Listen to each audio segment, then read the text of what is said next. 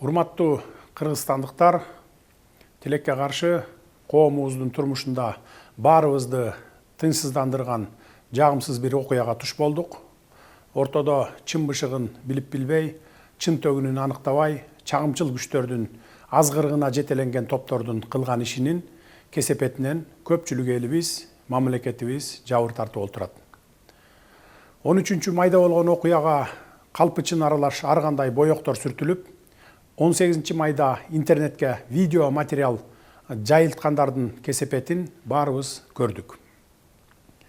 Ооба күч органдары өз маалында чара көрүп, жүргүзүп жаткан иштерин өз маалында коомчулукка чыгарганда, балким мындай болбойт эле.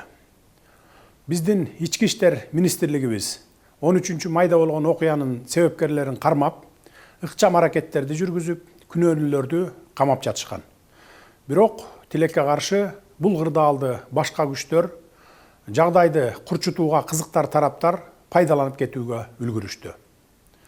Биздин патриот жаштарыбыздын чет өлкөлүк жарандардын мыйзамсыз миграциясын токтотуу, мындай иштерге жол бергендерге катуу чара көрүү сыяктуу талаптары албетте туура. Ал талаптарды бул окуяда эле эмес, буга чейин да коюп келе жаткансыздар. Тиешелүү мамлекеттик мекемелер бул маселелерге анализ жүргүзүп, тиешелүү иш жүргүзө баштагандыгын дагы билесиздер.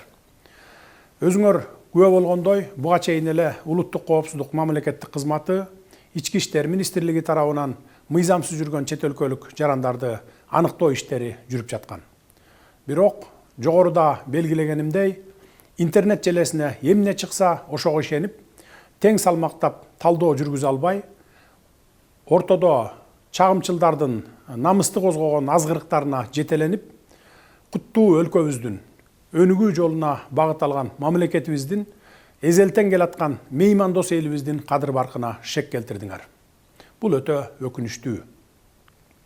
Биз бир карын майды бир кумалак чиритет болуп, оңой олжого туйтунуп, карактоо аракетин кылган бирин экин ээн баштардын, алардын мындай аракетин көбүртүп жабыртып, чоң чууга айлантууну көксөгөн чагымчылдардын арам ойлорун ишке ашырууга жол бербейбиз.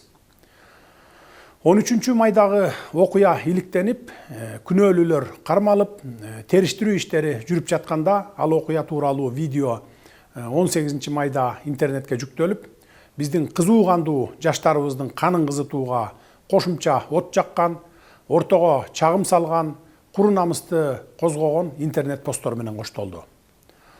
Буга бийликке жетпей калгандар, коррупцияга каршы күрөштү жактырбагандар, түрмөдө жаткан саясатчылар атайын WhatsApp группаларды, фейк аккаунттарды түзүп алышып, чагым салган маалыматтарды таратышканын ачык айтып коеюн.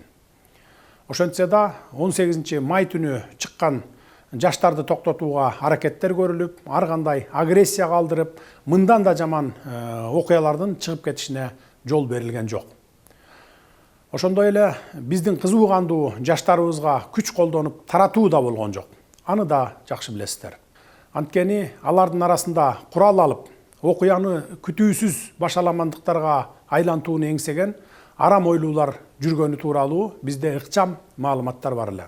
Милиция кызматкерлери элди күч менен тарата баштаганда, мына биздин бийлик кыргыз балдарды коргогондун ордуна тескерисинче тигилерге болушуп, өз элин кордой баштады деп, адаттагыдай эле ошол жерден видео кайрылууларды таратып, масштабтуу көтөрүлүшкө чакырабыз деген блогер сымал жана ниети бузуктар элдин арасында даяр турушкан.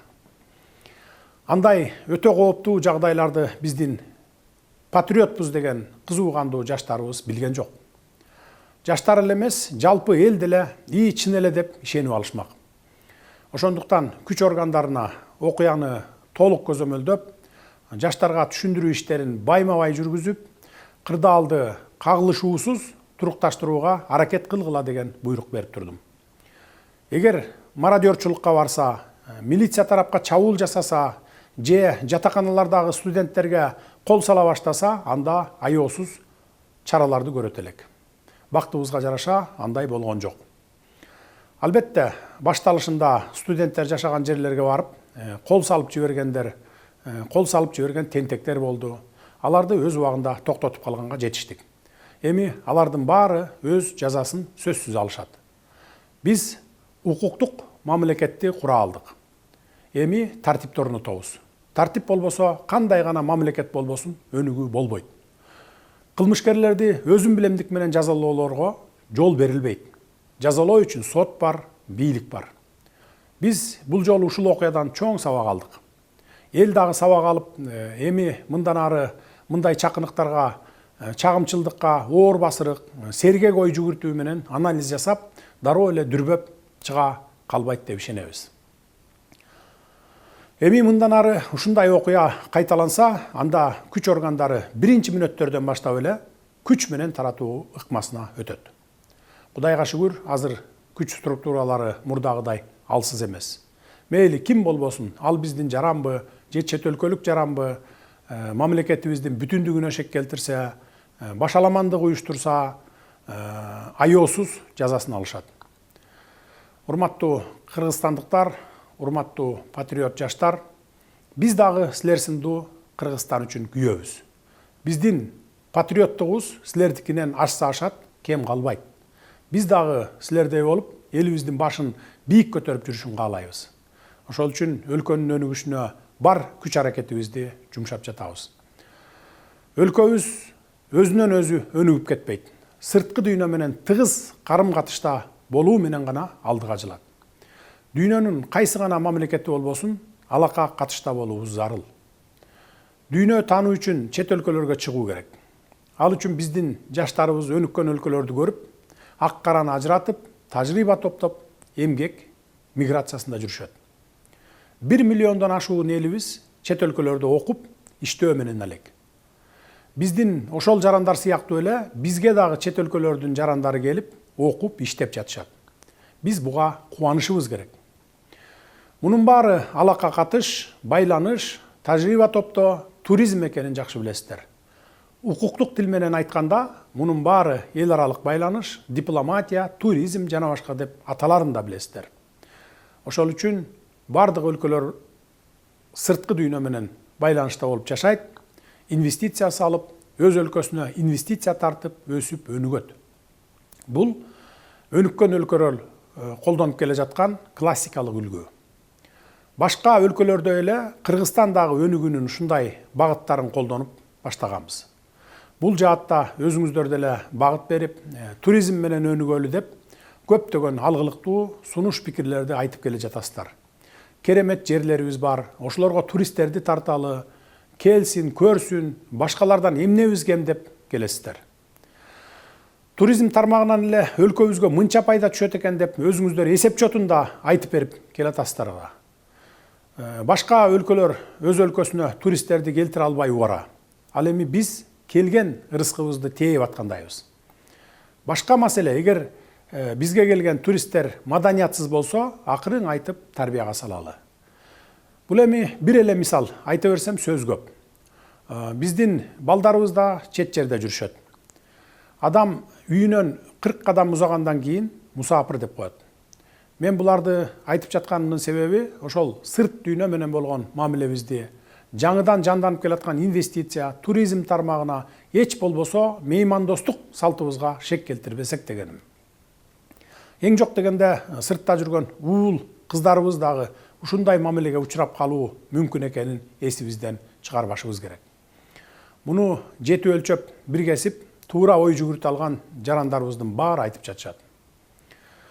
Урматтуу мекендештер, өлкөгө келген чет элдиктердин дагы ата мекени бар экенин, билимин алып, иштеген ишинен пайда тапкандан кийин акыры алар өз мекенине кетерин унутпагыла. Алар Кыргызстандан билим алып, ошончо жерден келип, ошончо акчасын бизге калтырып, убактылуу гана жүргөнүн унутпайлы. Чет өлкөлүктөр Кыргызстандан билим берүүсүн барктап, кызыгып келип, акысын төлөп окуп жатканын, бизде иштеген чет элдиктердин кызмат көрсөтүүсүнөн ушул эле биздин кыргызстандыктар пайда көрүп жатканын баарыбыз туура түшүнүшүбүз керек. Ошолордун калтырган каражаттарынан салык түшүп, ошолорго кызмат көрсөткөн окуу жайлар, чакан ишкерлер пайда таап жатканын, биздин экономикага миллиарддаган киреше алып келип жатканын кантип билбейбиз? Өлкөдөгү жумуш ордуларына жалаң чет элдиктер толуп калып, биздин жарандар бош калган болсо, мындай жагдайды жөнгө салып, ордуна коюуга күчүбүз жетет. Бирок мындай арзан иштерге биздин жарандар барбай жатканы жашыруун эмес. Учурда жүргүзүлгөн статистикага ылайык, бүгүнкү күндө 6300дөн ашуун жумуш орду бош турат. Алдыдагы жылдарда дагы 10 000 деген жумуш орундары түзүлөт. Анткени ири-ири долбоорлорду ишке киргизебиз. Бул асмандан алынган сан эмес, ишкерлер менен министрликтер берип жаткан маалыматтар. Келгиле, силер дагы иштегиле. Бул иштерге биздин мекендештерибиз барып иштебегендиктен, биздин ишкерлер чет элдик эмгек мигранттарын чакырып, контрагын түзүп, иштетүүгө мажбур болуп жатышат. Чынын айтышыбыз керек, бул эми азыркы таптагы реалдуу көрүнүш. 2020 жылга чейин кандай элек, азыр кандай болуп келе жатабыз, айырма асман менен жердей. Биздин өлкөбүзгө эмгек мигранттары агылып келет деген түшүбүзгө дагы кирген эмес. Эгер азыр аларды ишке албай коюп, жумушчулар жетишпей калса, эми жанданып келе жаткан ишканалар токтоп калат. Ишкерлер банкрот болушат. Экономикабыз өйдөлөбөй эле ылдыйлап кетет. Муну да унутпашыбыз керек. Мен ушул жерден бир мисал келтире кетейин. Бириккен Араб өлкөлөрүндө жергиликтүү калктын саны 1 миллион адамдын тегерегинде. Ал эми чет өлкөлөрдөн барып иштеп жүргөн мигранттардын саны 7 миллионду түзөт. Эч кандай проблема жок эле экономикасын көтөрүп жатышат. Биздин 1 миллиондон ашуун жарандарыбыз чет өлкөлөрдө жүрүшөт. Ал эми бизде бүгүнкү күндө иштеп жаткан эмгек мигранттарынын саны болгону 5322 адамды түзөт. Чет өлкөлөрдөн келип окуп жаткан студенттердин саны 42620 адам экен. Биз буга кубанышыбыз керек. Бирок кечээ болуп өткөн жагымсыз окуялар, мен жогоруда айтып өткөн биздин алга умтулууларыбыздын, баалуулуктарыбыздын эч бирине туура келбей калды. Урматтуу агайын туугандар, биз тарыхтан сабак алалы, болуп өткөн кайгылуу окуялардан туура бүтүм чыгаралы деп какшап келебиз. Эсиңиздерде болсо, 90-жылдардагы, кийинки 2010 жылдагы коогалаңдуу Ош окуясы деле учкундан жалын тутанат болуп, кенедей себептерден чыгып, натыйжасы кандай кайгылуу окуялар менен коштолгонун жакшы билесиздер. Бул өтө аялуу, өтө назик маселе экенин унутпаңыздар. Тарбиянын башаты үй бүлөдөн башталат дейт. Ар кимибиз уул кыздарыбызга ээлик кылалы, акыл айтып туралы. Бирөөнүн жасаган жаман жорук үчүн башкаларга акарат келтирүү, уруп согуу адамдык касиетке туура келбестигин, мусулман баласынын жасай турган жоругу эместигин таптакыр эле болбой баратса, бул маселени укук коргоо органдары мыйзам чегинде иликтеп, жазасын берерин балдарыбыздын кулагына куялы. Жаштыкка алдырып, сүрмө топтун арасына кошулуп калып, тагдырына балта чабылып калбашына ата-энелер сиздер да кам көрүңүздөр. Урматтуу кыргызстандыктар, биз мамлекетибиздин бүтүндүгүнө, элибиздин ынтымагына шек келтирген, өнүгүүгө болгон умтулууларыбызга бут тоскон, өлкөбүздүн эл аралык аброюна, журтубуздун ар намысына сөз тийгизген жагымсыз иштерге жол бербейбиз. Биздин алдыбызга мындай милдеттерди Кыргызстандын жалпы эли коюп, бизди шайлаган. Албетте, биз жамы журтубуздун ишенимин актоого тийишпиз жана актайбыз. Эң алды жаштарыбызды сабырдуулукка, ар кандай азгырыктарга алдырбоого чакырар элем. Ал эми кызуу кандуу жаштарыбызды колдонуп, алардын ар намысын козгоо менен көпчүлүк массаны көчөгө алып чыгып, кечегидей окуяларды чыгарып, арам ойлорун ишке ашырам дегендерге катуу чаралар көрүнөт. Мен мындай бузукулардын жакындары эртең чыгып, мына бийлик өз элине каршы күч колдонуп, балдарыбызды камай баштады деп, бет тырмарлык кылып, ач айкырык салып чыгышарын да билем. Бирок өлкө тагдырын ишенип тапшырган жалпы элдин тынчтыгы, биримдиги, өлкөнүн кадыр баркы, өнүгүүбүз мындай бир уч кумалактардан алда канча жогору турарын баса белгилеймин. Биз өлкөнү укуктук талаага алып келүү менен өнүктүрүүгө ант беребиз. Акыйкаттыктын алдында, адилеттүүлүктүн алдында, улуттук мыйзамдардын алдында баарыбыз бирдейбиз. Бириңерди өйдө, бириңерди төмөн көрүүгө акыбыз да жок. Муну ата мекенибизге келген меймандарыбыз да жакшы билишет, жакшы түшүнүшөт. бийлик эмне үчүн көчөгө чыккан элди биринчи мүнөттөрдө эле күч менен таркатпады, жаңжалды биринчи баштап күнөөлүү болсо да өз жарандарын колдоду деген күмөн санооңор бар экенин да билебиз. Эмне себептен күч колдонулбагандыгын мен жогоруда айтып өттүм. Мындан ары тартип катуу болот. Кам санабаңыздар.